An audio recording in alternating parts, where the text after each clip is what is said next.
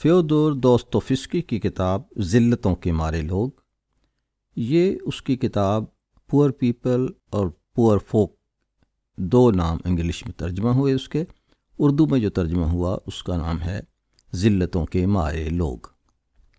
پہلا حصہ، پہلا باب۔ پچھلے سال 22 مارچ کی شام کو مجھے ایک عجیب واقعہ پیش آیا۔ میں اس روز سارے دن شہر کی خاک چھانتا پھرا کہ کہیں رہنے کا ٹھکانہ حاصل کروں۔ جہاں میں رہتا تھا وہاں سیلن بہت تھی، وہاں سے مجھے کالی کھانسی لگ گئی تھی۔ خزاں کے شروعات ہوتے ہوتے میں نے سوچ لیا تھا کہ یہاں سے اٹھ جانا چاہیے، لیکن ٹلتے ٹلاتے ہلاتے بہار کے دن آ پہنچے تھے۔ دن بھر کی دوڑ دھوپ کے بعد بھی کوئی اچھا سا مکان اب تک نظر میں نہیں جما۔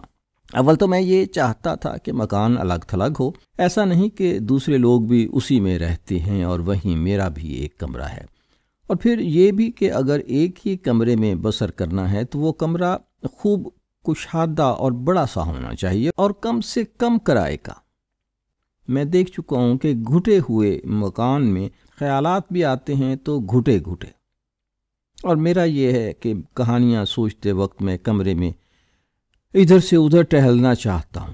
یہاں یہ بھی کہتا چلوں کہ کہانی لکھنے کے مقابلے میں مجھے یہ بات کہیں زیادہ پسند ہے کہ جو کچھ لکھنا ہے اسے پہلے اچھی طرح چشم تصور سے دیکھ لوں کہ جب کہانی لکھی جا چکے گی تو اس کی صورت شکل کیا ہوگی۔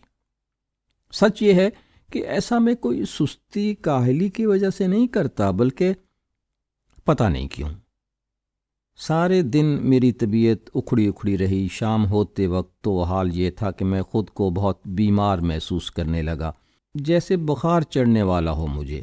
پھر یہ بھی کہ دن بھر پیدل چلتا رہا تھا اور اب تھک کر چور ہو چکا تھا۔ سورج ڈوبتے وقت جب ہر طرف اندھیرا ہونے والا تھا، میں وزنے سنسکی پراسپیکٹ پر چلا جا رہا تھا۔ پیٹرسبرگ شہر میں مارچ کی دھوپ مجھے پیاری لگتی ہے، خاص طور سے جب شام ہوتے موسم صاف ہوتا ہے اور ہوا میں ٹھار ہوتی ہے تو بہت ہی اچھا لگتا ہے۔ ساری سڑک ایک دم جگمگا اٹھتی ہے جیسے تیز روشنی میں نہائی ہوئی ہو۔ تمام گھروں میں ایک دم سے چمک سی پیدا ہو جاتی ہے۔ گھروں میں جو مٹیالہ پیلا اور کائی کے رنگ کا منظر ہوتا ہے اس کی ساری اداسی تھوڑی سی دیر کے لیے اتر جاتی ہے۔ ایسا لگتا ہے کہ سب کچھ روشن اور شفاف ہو گیا ہے۔ آپ اس طرح چونک پڑتے ہیں جیسے کسی نے آپ کو کوہنی سے ٹھوکا دے دیا ہو۔ نئی نظر پیدا ہوتی ہے، خیالوں کا نیا سلسلہ ابھرتا ہے۔ بڑی حیرت ہوتی ہے کہ سورج کی ایک کرن آدمی کی روح کے لیے کیا کچھ کر سکتی ہے۔ ہوا میں ٹھر بڑھتی جا رہی تھی اور اس نے میری ناک کو مسوسنا شروع کر دیا۔ دھندل کا گہرا ہو گیا، دکانوں کی بتیاں روشن ہو گئیں۔ جب میں مٹھائی فروش ملر کی دکان کے پاس پہنچا تو اچانک میرے قدم وہیں گڑ گئے اور سڑک کے اس پار میں ٹک ٹکی باندھ کر دیکھنے لگا۔ گویا مجھ پر یہ وہم طاری ہو گیا کہ ہو نہ ہو کوئی غیر معمولی واقعہ مجھے پیش آنے والا ہے، اور ٹھیک اسی لمحے مجھے سڑک کے اس پار ایک شخص نظر آیا۔ بوڑھا آدمی اپنے کتے کے ساتھ چلا جا رہا تھا۔ اچھی طرح یاد ہے کہ اس وقت ناگوار سنسنی سی مجھے اپنے دل میں محسوس ہوئی۔ خود میں طے نہیں کر سکا کہ یہ کس طرح کی سنسنی ہے۔ میں کوئی صوفی آدمی نہیں ہوں، پیش اندیشگی اور ارحام کا بھی قریب قریب قائل نہیں ہوں، لیکن اس کے باوجود غالباً اور لوگوں کی طرح مجھے بھی زندگی کے کئی ایسے تجربے ہوئے ہیں جن کی کوئی توجیہ نہیں کی جا سکتی۔ اب مثال کے طور پر اسی بوڑھے کو لے لیجئے، بھلا ایسا کیوں ہوا کہ عین اس لمحے جب اس پر میری نظر پڑی فوراً یہ خیال دل میں آیا کہ آج شام کو مجھے کوئی غیر معمولی واقعہ پیش آئے گا۔ ہاں، یہ ہے کہ اس وقت میں بیمار تھا، اور جب آدمی بیمار ہو تو اس وقت کے وہم و تصور قریب قریب ہمیشہ ہی کچے ہوتے ہیں۔ بڑے میاں فٹ پاتھ پر لکڑی ٹیکتے مٹھائی فروش کی دکان کے پاس پہنچے۔ وہ اس قدر دھیرے دھیرے کمزور قدموں سے چل رہے تھے اور زمین پر ٹانگیں ایسی اکڑی اکڑی رکھ رہے تھے جیسے ٹانگیں نہیں ڈنڈے ہیں۔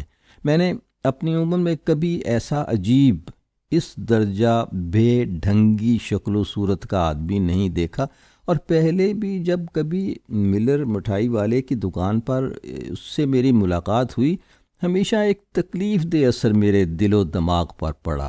دراز قد، جھکی کمر، مردنی چھایا چہرہ جس پر 80 برس کی چھاپ لگی ہوئی، پرانا اوور کوٹ سلائیوں کی جگہ سے ادھڑا ہوا، 20 برس کا پرانا مڑا تڑا گول ہیٹ جو سر پر مڑا رہتا تھا، اور گنجے سر کو جس پر بالوں کی طرف سے ایک لٹ، اور وہ بھی سفید نہیں بلکہ مٹیالے سے رنگ کی سفید لٹ رہ گئی تھی، اسے ڈھکے ہوئے تھا۔ پھر اس وضع قطع پر بڑے میاں کا ہلنا جلنا جو معلوم ہوتا تھا کہ ان کے ارادے سے نہیں بلکہ بے اختیار سرزد ہوتا ہے، جیسے اسپرنگ لگے ہوں۔ یہ سب چیزیں مل ملا کر ایسی تھی کہ ممکن نہ تھا جو کوئی شخص ان سے پہلی بار ملے اور یہ سب اسے کھٹکے نہیں۔ واقعی اس بوڑھے سے ملنا ایک عجیب سی بات تھی، جو عمر طبیعی سے زیادہ جی رہا تھا، بالکل یکا و تنہا، بے یار و مددگار، جس کا کوئی دیکھ بھال کرنے والا تک نہ تھا، علاوہ بریں ایسا دیوانہ معلوم ہوتا تھا جو اپنے نگہبانوں سے بچ کر نکل بھاگا ہو۔ ایک اور چیز جو مجھے عجیب لگتی تھی وہ تھا اس کا غیر معمولی سوکھا پن، بدن اور گوشت کا نام نہیں، دیکھنے سے لگتا تھا کہ ہڈیوں پر بس چمڑی منڈ دی گئی ہے۔ اس کی بڑی مگر بوجھی بوجھی آنکھیں جو نیلے حلقوں میں گویا جڑی ہوئی تھیں، ہمیشہ سامنے گڑی رہتی تھیں، اپنی جگہ سے ہلتی جلتی نہ تھیں اور نہ کچھ دیکھتی تھیں۔ مجھے اس کا پکا یقین ہے، ایسے ہی جب وہ آپ کو دیکھتا تھا تو بس بالکل ناک کی سیدھ میں آپ کی طرف بڑھتا تھا، جیسے سامنے کی طرف سب جگہ خالی پڑی ہو۔ کئی بار یہ بات میں دیکھ چکا تھا۔ ملر مٹھائی والے کی دکان پر آنا جانا شروع کیے اس کو زیادہ عرصہ نہیں ہوا تھا، کتا ہمیشہ اس کی دم کے ساتھ لگا ہوتا تھا۔ کسی کو بھی پتہ نہ تھا کہ یہ شخص آتا کہاں سے ہے، نہ تو ملر کے گاہکوں میں سے کسی نے کبھی اس سے بات چیت کرنے کی جرت کی اور نہ اس نے ان میں سے کسی کو مخاطب کیا۔ آخر یہ شخص خود کو یہاں اس دکان تک گھسیٹتا کیوں ہے؟ اس کا یہاں کیا کام؟ سڑک کے اس پار کھڑے کھڑے میں نے جی میں سوچا، ابھی تک میری نظر اس شخص پر سے ہٹ نہیں رہی تھی، نہ جانے کیسی جنجلاہٹ اور چڑ سی ہوئی جو اس وقت غالباً بیماری اور تھکن کا نتیجہ ہوگی۔ اور پھر میں اس تعجب میں پڑا رہا، یہ شخص آخر کیا سوچ رہا ہوگا؟ اس کے دماغ میں کیسے کیسے خیالات آتے ہوں گے؟ کیا اب بھی یہ اس قابل رہ گیا ہے کہ کسی چیز کے بارے میں سوچ سکے؟ اس کے چہرے پر ایسی مردنی چھائی ہوئی ہے کہ یہ کوئی کیفیت اس پر چھلکتی ہی نہیں۔ اس نے یہ بےہودہ سا کتا کہاں سے پکڑ لیا جو کبھی اس کی دم سے جدا نہیں ہوتا، جیسے اس کتے سے مل کر اس کا پورا وجود تیار ہوا ہے اور اسے جدا ہی نہیں کیا جا سکتا۔ کتا بھی بالکل مالک کی طرح کا ہے۔ یہ کمبخت کتا بھی کوئی 80 برس کا ہوگا، ہاں یقینی، اس سے کیا کم ہوگا۔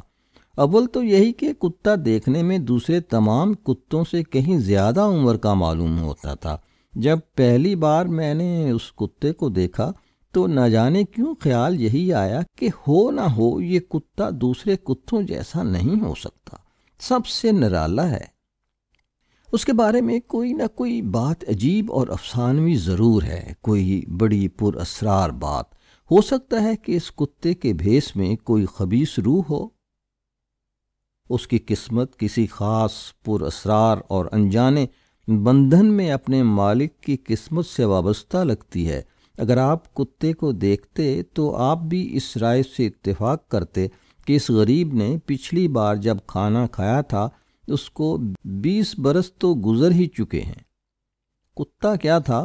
بالکل ڈھانچہ تھا، بالکل اس بات کو یوں کہنا بہتر ہوگا کہ قطعی اپنے مالک سے مشابہ تھا۔ اس کے جسم کے قریب قریب سارے ہی بال جھڑ چکے تھے اور بے بال دم ٹانگوں کے بیچ میں ایسے لٹکی ہوئی تھی جیسے دم نہیں کوئی ڈنڈی ہے۔ اس کے لمبے لمبے کانوں والا سر آگے کی طرف بھدے طریقے سے لٹکا ہوا تھا۔ میں نے ساری عمر میں ایک بھی ایسا گھناؤنا کتا نہیں دیکھا تھا۔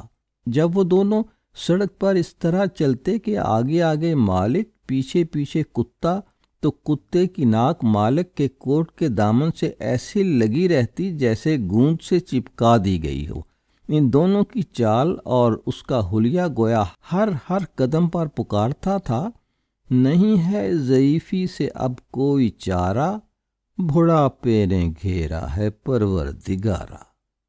مجھے یاد پڑتا ہے کہ ایک بار سوچتے سوچتے مجھے خیال آیا کہ بڑے میاں اور ان کا کتا دونوں ہوف بین کی قصہ کہانیوں والی بات تصویر کتاب سے نکل پڑے ہیں اور ہماری دنیا میں اس کتاب کے چلتے پھرتے اشتہار کی طرح ٹہلتے پھر رہے ہیں۔ میں نے سڑک پار کی اور ملر کی دکان میں بڑے میاں کے پیچھے پیچھے لگ لیا۔ دکان کے اندر پہنچ کر بڑے میاں کی حرکتیں نہایت عجیب ہوتی تھیں اور ملر کا ادھر چند دنوں میں یہ معمول ہو گیا تھا کہ وہ اس ناخواندہ مہمان کو داخل ہوتے ہی دیکھ کر برا سا منہ بناتا۔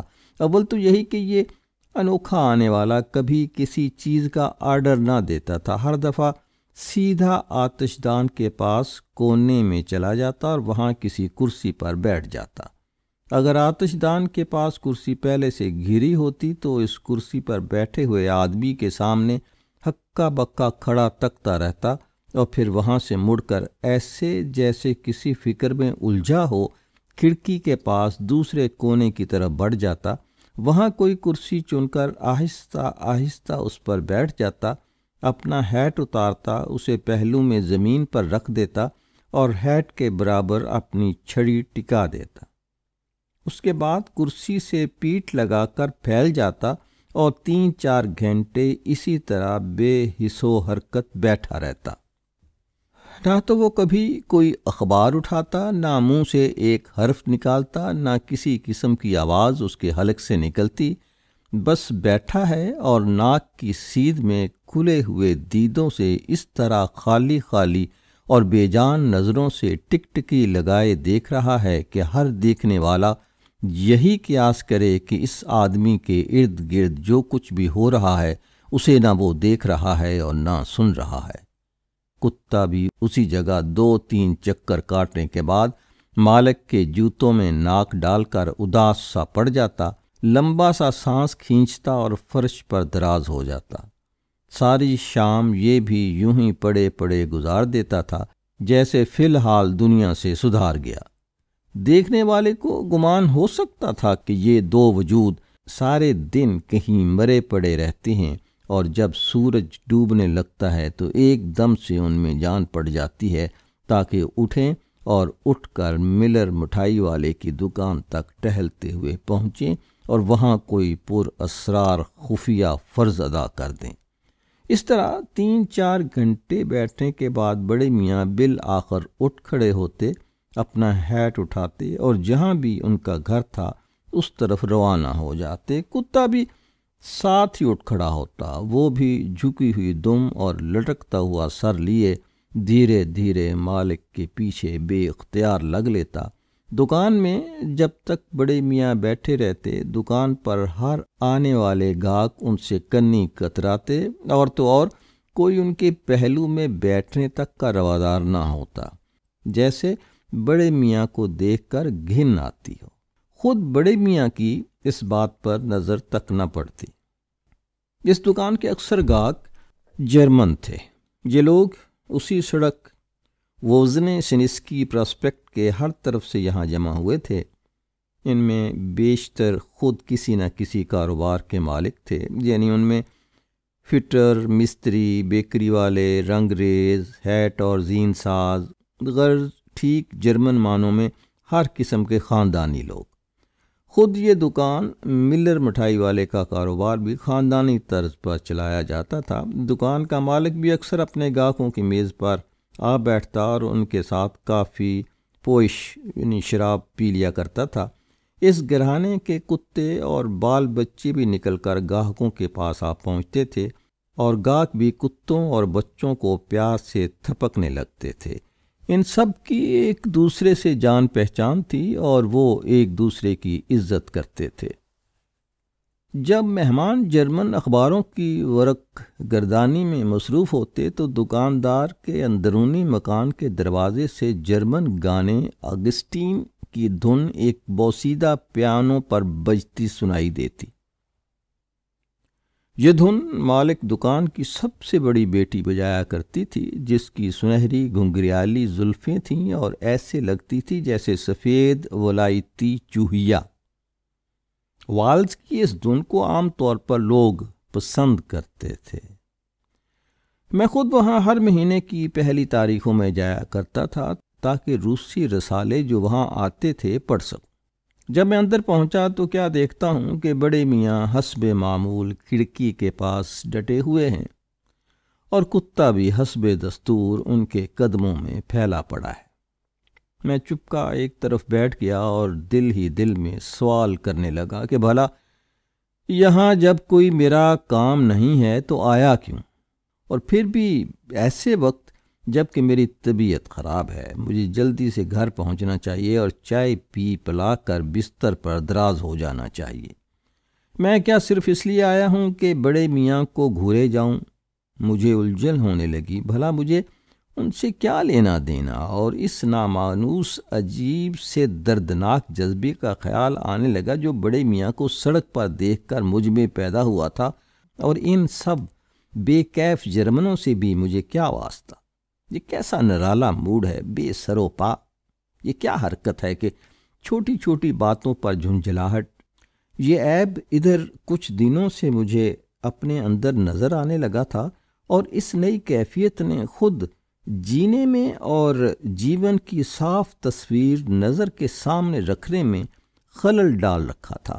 ایک بڑے صاحب نظر تبصرہ نگار نے میرے پچھلے ناول پر تبصرہ کرتے ہوئے اس عیب پر نہایت کڑی نکتہ چینی کی تھی اور بہت جھاڑ بتائی تھی۔ میں نے اگرچہ اس سے ذہن کو پاک کرنے کی اور اسے جھٹک دینے کی کوشش کی، تاہم کیا حاصل؟ میں اب بھی وہاں کا وہیں رہا، اور اس دوران میری طبیعت اور زیادہ بگڑنے لگی، اور آخر یہ ہوا کہ اس گرم آرام دہ کمرے سے نکل جانے میں ہچکچاہٹ ہونے لگی۔ میں نے فرینکفرٹ شہر سے شائع ہونے والا ایک اخبار اٹھایا، اس کی ایک دو سطروں پر نظر دوڑائی اور اپنی جگہ اونگ گیا۔ مجھے یہاں بیٹھے جرمنوں کی ذرا پرواہ نہ ہوئی۔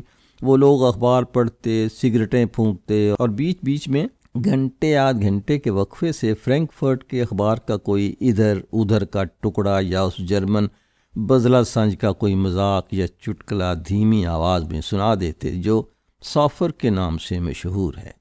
اس کے بعد وہ پھر دگنے قومی غرور کے ساتھ اخبار پڑھنے میں لگ جاتے۔ میں کوئی آدھے گھنٹے غنودگی کے عالم میں رہا، لیکن ایک سخت جھرجھری آئی اور اس نے میری نیند توڑ دی۔ یقینی طور پر اب گھر چل دینا لازمی تھا، مگر اسی لمحے ایک بے آواز سین نے جو اس کمرے میں پیش آیا مجھے اٹھنے سے روک دیا۔ میں پہلے بتا چکا ہوں کہ جیسے ہی بڑے میاں کرسی پر جمتے تھے، وہ اپنی آنکھیں بھی سامنے کسی شے پر جما دیتے تھے، اور جب تک بیٹھے رہتے وہاں سے نظر ہٹاتے نہیں تھے۔ کئی بار میرے ساتھ بھی یہی صورت پیش آ چکی تھی۔ میں بھی اس بے سبب اٹل اور اندھی ٹکٹکی کا نشانہ بن چکا تھا۔ اس کی زد میں آ کر ایسی ناگوار بلکہ ناقابل برداشت کیفیت محسوس ہوتی تھی کہ میں تو عام طور سے جب بھی موقع ملتا اپنی نشست وہاں سے بدل دیتا اور دوسری کرسی پر جا بیٹھتا۔ آج کی شام ایک چھوٹا سا گول مٹول نہایت صاف ستھرا جرمن ان نگاہوں کی زد میں تھا۔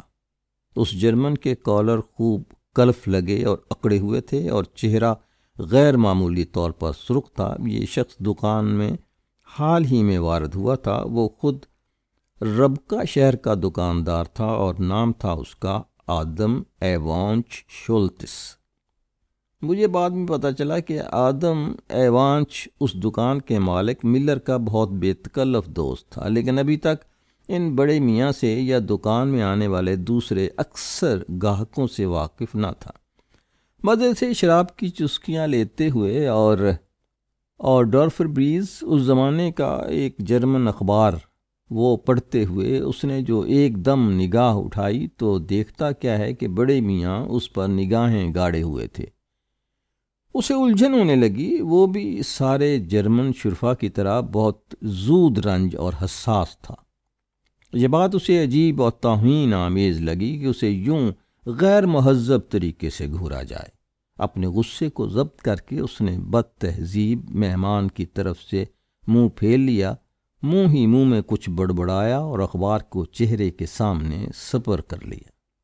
لیکن 1-2 منٹ کے بعد اسے بے چینی ہوئی اور شک و شبہ کے ساتھ وہ اخبار کے پیچھے سے پھر جھانکا۔ اب تک وہی مستقل گھورنے والی آنکھیں، وہی بے معنی ٹکٹکی اس پر لگی تھی۔ آدم ایوانچ اب کے بھی کچھ نہ بولا، لیکن جب تیسری بار بھی اسے یہی منظر دکھائی دیا تو وہ ابل پڑا اور اس نے فرض سمجھا کہ خود اپنے وقار کا پاس کرے اور ایک ایسے معقول مجمع کی نظر میں ریگا جیسے عالی شان شہر کی توہین نہ ہونے دے۔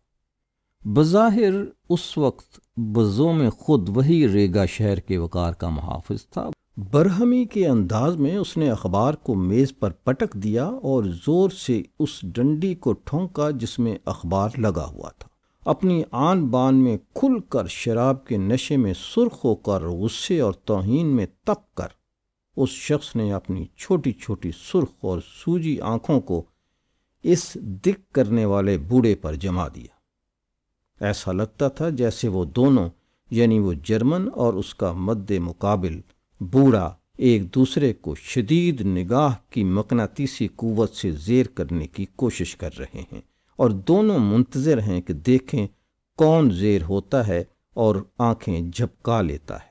اخبار والی ڈنڈی کو جس جھٹکے سے پٹکا گیا تھا، اس نے اور آدم ایوانچ کی سنکی حرکتوں نے سارے گاہکوں کی توجہ اپنی طرف کھینچ لی۔ سب نے اپنا اپنا کام دھندہ ایک طرف رکھ دیا اور گمبھیر اور خاموش حیرت کے ساتھ ان دونوں حریفوں کو تکنے لگے۔ منظر نہایت مضحکہ خیز ہوتا جا رہا تھا، لیکن اس چھوٹے سے لال بھبوکا جنٹل مین کی آنکھوں کی مقناطیسیت بالکل ضائع گئی۔ بڑے میاں ٹس سے مس ہوئے بغیر غصے سے ابلتے ہوئے اس شخص کو جوں کا توں گھورتے رہے، اور ان کو ذرا بھی اس بات کا احساس نہ ہوا کہ وہ عام حیرت و استعجاب کا مرکز بنے ہوئے ہیں۔ وہ ایسے بے پرواہ گھورتے رہے جیسے ان کے خیالات زمین پر نہیں بلکہ چاند کی دنیا میں چکر کاٹ رہے ہوں۔ آخر کار آدم ایوانچ سے صبر کا دامن چھوٹ گیا اور وہ پھٹ پڑا۔ تم کون ہوتی ہو اس طرح مجھے گھورنے والے؟ وہ جرمن زبان میں نہایت تیز اور زناٹے کی آواز سے گرج کر بولا، لیکن حریف اس طرح چپ بیٹھا رہا جیسے اس نے اس سوال کو سمجھا تو کیا سنا تک نہیں۔ آدم ایوانچ نے طے کیا کہ روسی زبان سے مخاطب کرے۔ سنیے، ہم تم سے پوچھتا کہ تم ایسا ہم کو کائے کو ٹکٹ کی باندھ کے گھورتا؟ وہ دگنے غصے سے چلایا، ہم کو دربار میں سب جانتا، تم کو ایک دم کوئی نائی جانتا؟ اس نے دوسرا جملہ کہا اور کرسی سے اچھل کر کھڑا ہو گیا۔ بڑے میاں اس پر بھی ٹس سے مس نہ ہوئے۔ جرمنوں میں اس پر فوں فاں ہونے لگی۔ خود مالک دکان ملر اس شور کی طرف متوجہ ہوا اور اس کمرے میں آ گیا۔ جب اسے سارے قصے کا پتہ چلا تو وہ سمجھا کہ بڑے میاں بہرے ہیں۔ وہ ان کے کان کے پاس منہ لے گیا اور پوری قوت سے چلا کر بولا، شولتی صاحب، آپ بولتے ہیں کہ آپ انہیں اس طرح سے گھور گھور کر نہ دیکھو۔ وہ پورا زور لگا کر چلایا اور اس عجیب بڈھے کا منہ دیکھنے لگا۔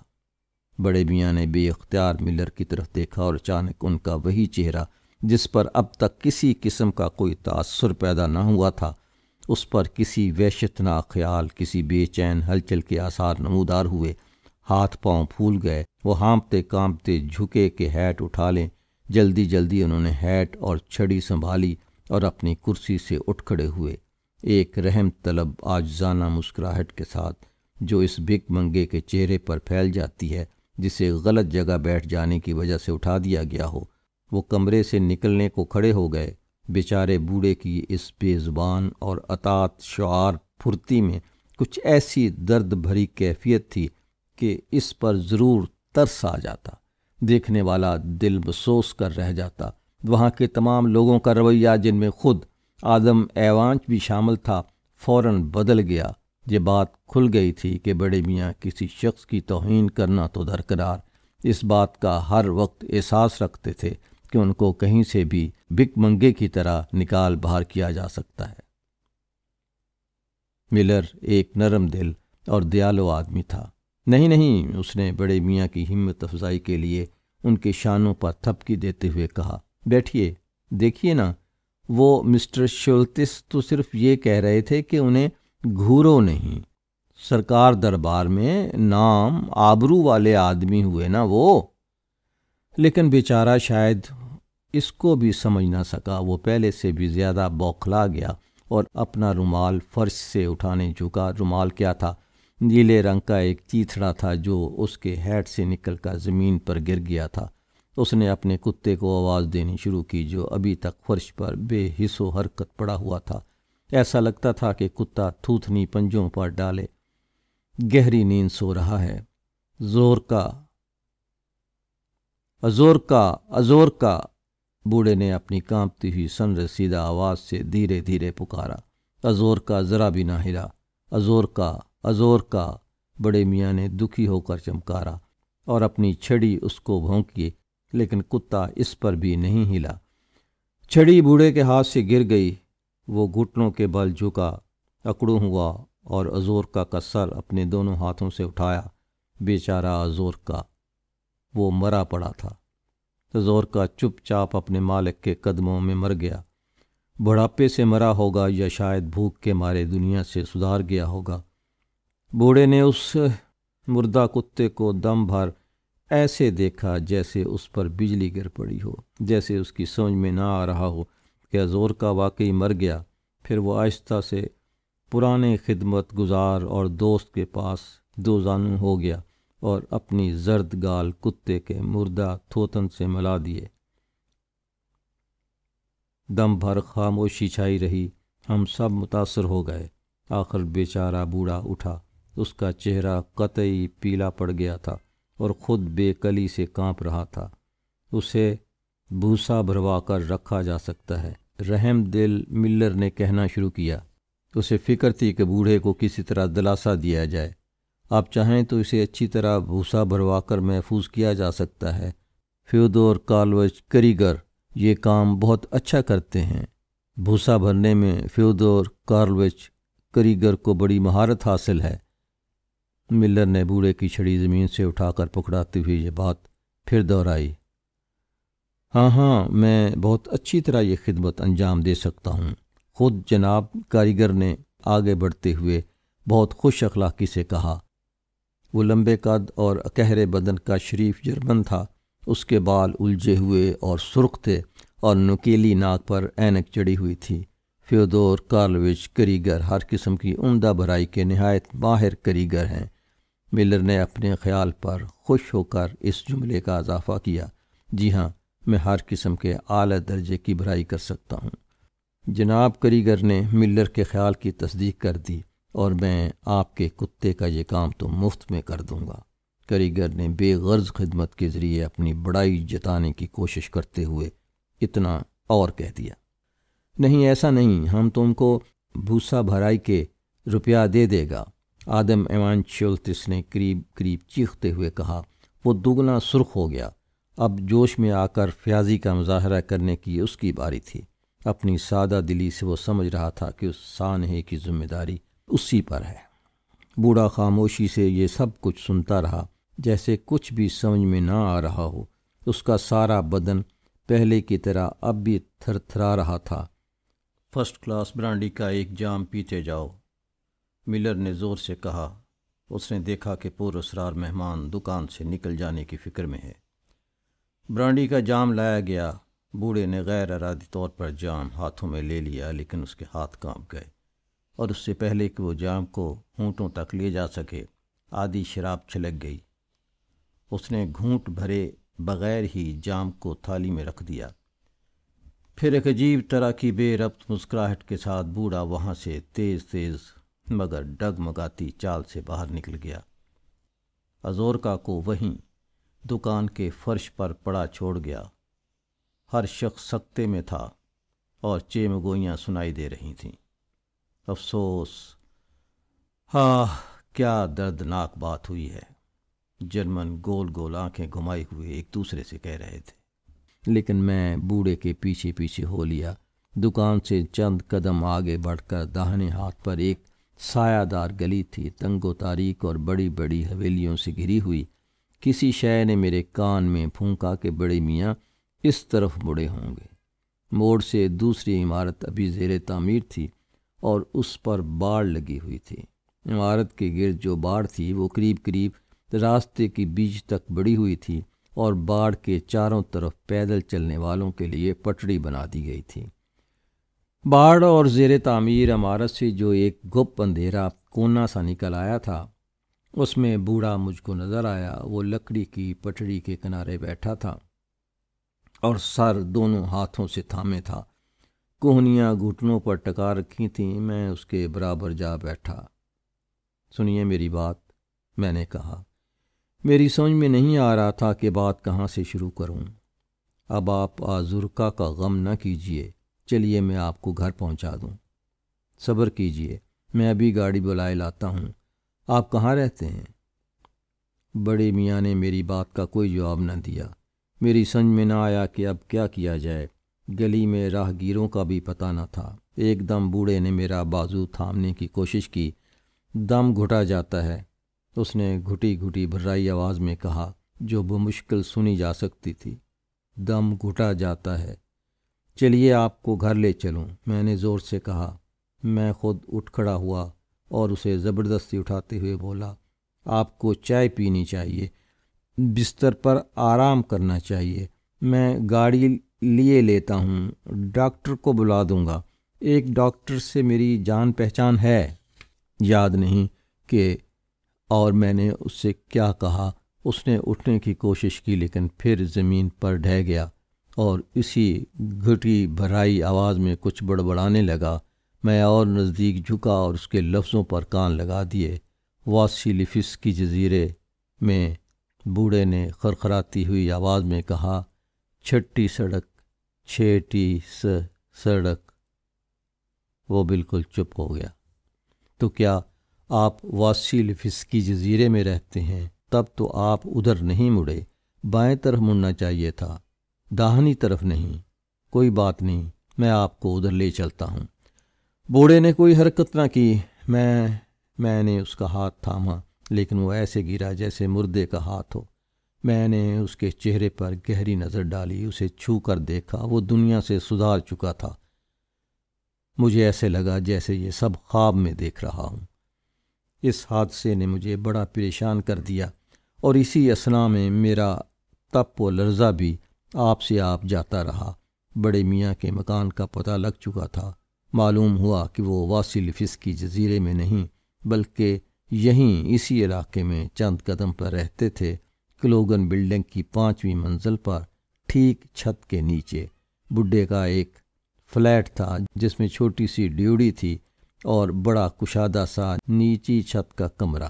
کمرے میں 3 پتلی پتلی کھڑکیوں کی گنجائش رکھی گئی تھی۔ یہاں اس نے سخت مفلسی کی زندگی گزاری تھی۔ فرنیچر میں ایک میز تھی، 2 کرسیاں اور ایک بے حد پرانا صوفہ تھا جو پتھر کی طرح سخت ہو چکا تھا اور اس کے اندر کی بھرائی باہر کو ہر طرف نکل آئی تھی۔ معلوم ہوا کہ یہ چیزیں بھی بوڑھے کی نہیں بلکہ مالک مکان کی تھیں۔ چولہے کو دیکھنے سے پتہ چلا کہ ایک زمانے سے اس میں آگ روشن نہیں کی گئی اور گھر بھر میں کہیں شمعوں کا نام و نشان تک نہ تھا۔ اب میں سنجیدگی سے سوچتا ہوں تو یہ اندازہ ہوتا ہے کہ بڑے میاں ملر کی دکان اس لیے جاتے ہوں گے کہ اور کچھ نہیں تو ایک روشن کمرے میں بیٹھ کر تھوڑا سا تاپ لیں۔ میز پر مٹی کا ایک خالی ڈونگا پڑا ہوا تھا اور اس کے پاس روٹی کا باسی ٹکڑا۔ بس کہیں سے روپیہ نہیں نکلا، ایک کوپک تک نہ ملا۔ کپڑے کا ایک بھی ٹکڑا ایسا نہ تھا جس میں اس غریب کو لپیٹ کر دفن کر دیا جائے۔ کسی شخص نے اپنی قمیص نظر کر دی تاکہ وہ پہنا کر دفن کر دیا جائے۔ بات صاف تھی کہ اس طرح سے بالکل یکو تنہا بوڑھے نے زندگی بسر نہ کی ہوگی۔ اس کی دیکھ بھال کے لیے کوئی نہ کوئی تو وقتاً فوقتاً آتا ہی ہوگا۔ میز کی دراز میں مرحوم کا پاسپورٹ پڑا ملا، جس میں دیکھنے سے معلوم ہوا کہ اگرچہ وہ روسی باشندہ تھا تاہم اس کی پیدائش غیر ملکی تھی۔ اس کا نام تھا جیریمی اسمتھ اور وہ میکینیکل انجینئر تھا۔ عمر 78 سال پائی۔ میز پر 2 کتابیں پڑی تھیں، ان میں سے ایک خلاصہ جغرافیہ اور دوسری نئی بائبل نیو ٹیسٹمنٹ کا روسی ترجمہ، جس کے حاشیے پر جا بجا پینسل کے نشان اور ناخنوں کی خراش لگی تھی۔ یہ دونوں کتابیں میں نے اپنی تحویل میں لے لیں۔ مالک مکان اور دوسرے ہمسایوں سے پوچھ گچھ کی، ان میں سے کسی کو بھی اس کے بارے میں خاص کچھ معلوم نہ تھا۔ مکان میں بہت سے کرایہ دار رہتے تھے، قریب سب کے سب یا تو کاریگر لوگ تھے یا جرمن عورتیں تھیں جو لوگوں کو کھانے، رہنے اور دیکھ بھال کی خدمات پیش کرتی تھیں۔ اس بلاک کے نگران سے جو شریف خاندان کا تھا پوچھا گیا تو وہ بھی اپنے سابق کرایہ دار کے بارے میں بہت کچھ نہ بتا سکا، سوائے اس کے کہ اوپر کا فلیٹ 6 روبل ماہوار کرائے پر اٹھایا گیا تھا اور مرحوم اس میں صرف 4 مہینے سے رہتا تھا، لیکن اس نے پچھلے 2 مہینے سے 1 کوپک بھی ادا نہیں کیا تھا، اس لیے بوڑھے سے کہا گیا تھا کہ وہ مکان خالی کر دے۔ سوال کیا گیا کہ کیا کوئی شخص اس سے ملنے آتا تھا کبھی، مگر اس سوال کا کوئی تشفی بخش جواب نہ مل سکا۔ یہ کافی بڑی عمارت تھی، ایسی کشتی نو میں آنے جانے والوں کا کیا پتہ لگ سکتا تھا۔ جو دربان اس عمارت میں 5 سال سے ملازم تھا وہ بھی کوئی 2 ہفتے پہلے اپنے آبائی گاؤں جا چکا تھا۔ وہی ایسا آدمی ہو سکتا تھا جو غالباً کچھ عطا پتہ دے سکتا۔ اب دربان کی جگہ اس کا بھتیجا کام کر رہا تھا۔ یہ نیا لڑکا تھا جو خود ابھی آدھے کرایہ داروں کو ذاتی طور پر نہیں جانتا تھا، لیکن سب قصے کے بعد بڑے میاں کو قبر میں اتار دیا گیا۔ انہی دنوں میں یہ بھی ہوا۔ جہاں مجھے اور الجھیڑوں میں دخل دینا پڑا وہیں میں واسیلیفسکی جزیرے کی چھٹی سڑک پر پہنچا۔ جب میں وہاں پہنچ گیا تو اپنے اوپر ہنسے بغیر نہ رہ سکا، کیونکہ اس سڑک پر سوائے مکانوں کی معمولی قطار کے اور کیا مل سکتا تھا۔ اچھا، تو تعجب اس پر ہوتا تھا کہ بڑے میاں نے واسیلیفسکی جزیرے کی اس چھڑی سڑک کا پتہ کیوں بتایا مرنے سے پہلے؟ کیا وہ سرسام کی حالت میں تھے؟ میں نے جیریمی اسمتھ کے اس خستہ حال مکان پر نظر ڈالی۔ مجھے یہ جگہ پسند آئی، میں نے اسے اپنے لیے پسند کر لیا۔ اس مکان کی خاص بات یہ تھی کہ کمرہ بڑا تھا، اگرچہ اس کی چھت اس قدر نیچی تھی کہ پہلے تو ایسا لگا جیسے میرا سر اس سے ٹکرا جائے گا، لیکن جلد ہی اس سے مانوس ہو گیا۔ 6 روبل مہینے کرائے پر بہرحال اس سے بہتر جگہ دستیاب نہیں ہو سکتی تھی۔ جس خوبی پر میرا جی للچایا وہ تھی اس کی تنہائی۔ اب صرف اتنا کرنا تھا کہ جھاڑ پونچھ اور کام کاج کرنے والے کا انتظام کیا جائے۔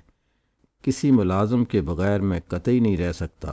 اس دوران گھر کے دربان نے وعدہ کر لیا کہ وہ دن میں 1 بار چکر لگا جایا کرے گا تاکہ ضرورت میں ہاتھ بٹا دے۔ اور پھر میں نے یہ بھی سوچا، کیا خبر کوئی شخص بڑے میاں کی خیر خبر لینے آ ہی پہنچے۔ ایسے ہی بڑے میاں کی موت کو 5 دن گزر گئے اور کوئی نہ آیا۔